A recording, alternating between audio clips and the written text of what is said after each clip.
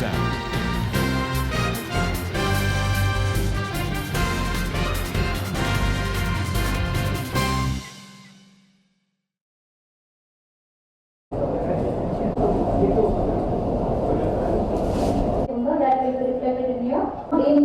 చేయాలంటే ఆ స్టాక్ అయితే ఉంటే ఇందులో చూపించేసి ఉంటే current board you can claim attach credit okay transfer అవుతుంది. Is it clear? ఈరోజు మన Visakha tiles and sanitary merchants association సభ్యులందరికీ ఈ కొత్త జిఎస్టీ మనం 1/7/2017 నుంచి మనం కొత్తగా జిఎస్టీలకు వెళ్ళబోతున్నాం.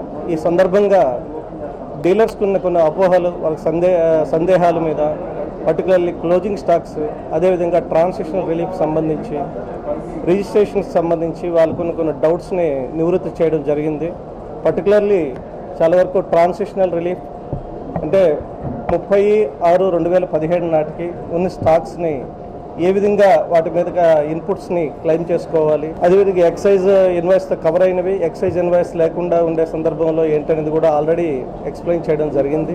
అదేవిధంగా ఇతర డౌట్స్ అన్ని కూడా క్లారిఫై చేయడం జరిగింది. మర్చెంట్స్ అసోసియేషన్ తరఫున deputy sale tax department deputy commissioner గారిని, అసిస్టెంట్ కమిషనర్ గారిని, మన లోకల్లో ఉన్న మాకు సంబంధించిన 8 మంది సిటిఓ గారిని పిలవడం జరిగింది.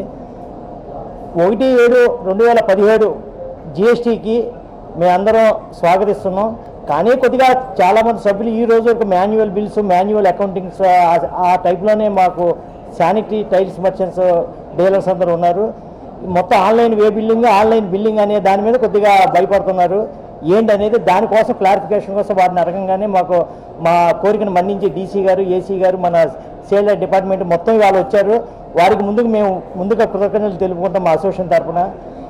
ఈ విషయాల మీద మా సిటిఓ గారు మొత్తం ఎక్స్ప్లెయిన్ చేస్తున్నారు.